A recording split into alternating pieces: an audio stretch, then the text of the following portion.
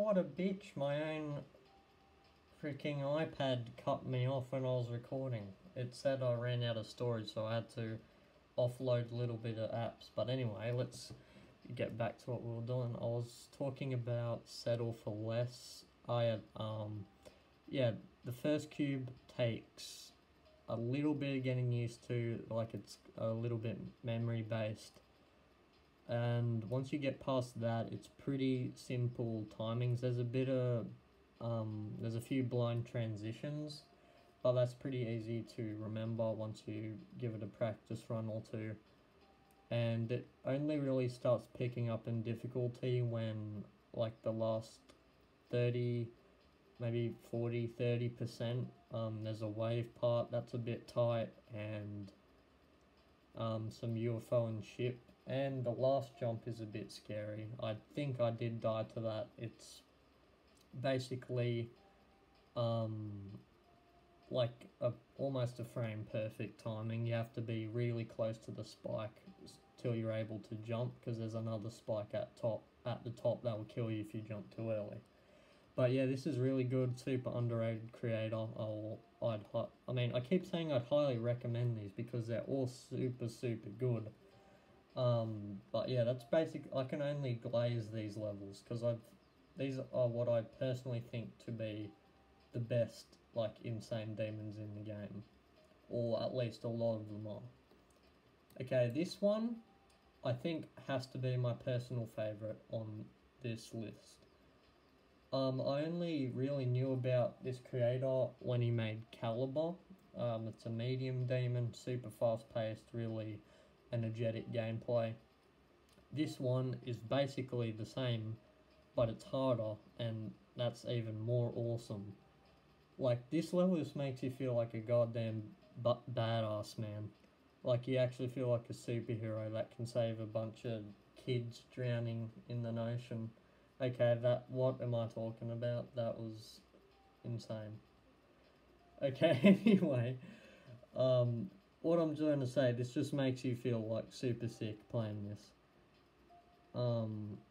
There's a few timings, but for the most part, it's just fast gameplay, and you have to hit a lot of inputs. Really good level. I can't say a lot about this because it's just super good, and I'd be complimenting it for the rest of this video if I don't move on shortly. But yeah, super good. You have to play this one 100%. EXG by Grax. This one is probably on the harder side as well. It's definitely more timing based. Oh, bro, I don't know what to say anymore about the rest of these, to be honest. I think I might speed through the rest of these a little bit. EXG just it has a lot of timings. Really good gameplay. You know, Grax, he made Broken Signal, a very also popular extreme demon. This is really good. Yeah, I'll just speed through it because I want to move on to the tier list, ranking them, to be honest. Not trying to be disrespectful, but like, I don't want my storage to go, hey, you ran out of storage, you bitch, and then just cut me off for no reason. Yeah, but super good level. Play this also.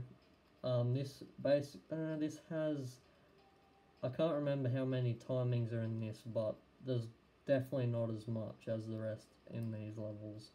This is mainly just fast gameplay. You will have to get used to it, maybe a few practice runs. Yeah, just to get used to it because it's super fast. Basically, you're having a heart attack while playing it. You have to be super focused. It's super fun, but also a lot's going on. Basically the same can be said for Tendo. This, I can't remember, this was one of the first insane demons I beat. Really fun, fast paced. Sleepless. Yeah, definitely the longest Insane Demon here. It's the only XL I've put in here, but it's also very consistent. I remember I tried beating this maybe like a year ago or something, but I didn't have the skill level to. I came back a bit earlier and beat this as well. I beat like Sleepless and Bit Reaper within like 3 days or something. So that was pretty insane. I felt like a god at that time when I beat them. But yeah, this is just, I don't know, you just have to be focused. It's pretty consistent. Just the fact that it's an XL is a little bit scary and can turn people away from playing it. But please do not. This is, like, I even get scared by XL Easy Demons sometimes. And this, I feel like I would have just a freaking raging moment because going through this. But yeah, it's actually really fun. You just have to be focused and you should be able to do it. Convection, what else did I say was the hard? I said Shy Skies was the hardest so far. Convection might take that spot now. Or maybe not, because, well, I actually beat Convection on mobile while, like, a long time ago, because I've now been playing on PC for, like, I don't know, probably a couple years now. And I played on mobile for probably about 5 years. This would have taken me a lot more attempts. I'm pretty sure this is harder than Shy Skies, just because I'm pretty sure this is almost an XL. I'm pretty sure. And it has a super, like, weird wave part. It's super cool. It uses, like, a bunch of dash orbs. But, okay, but actually, yeah, it has a weird wave part. But it's super good and fun, and you should definitely play this. But it is definitely on the harder side out of all these. Magma Bound, classic, everyone knows this one. This is pretty timing based as well, but it's not super strict timings. You sort of have a bit of room for mistake.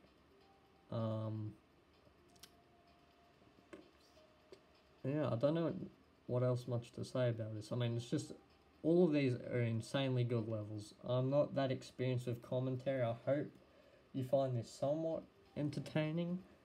I'm honestly trying my best here without, like, trying not to have awkward silences and stuff like that. But, yeah, Magma Bound, super good. Love the gameplay. Yeah, this was also a collab with Motley York, who has unfortunate... I'm pretty sure, right? It is the collab with Motley York? I can't remember. I know Scorch, VX, and Motley York have collabed together, but yeah, unfortunately, he isn't in... like, he's not around the community anymore. He's gone on to pursue his own stuff, which is awesome, but he was a really good creator, and, you know, it's just sad to see people like that go.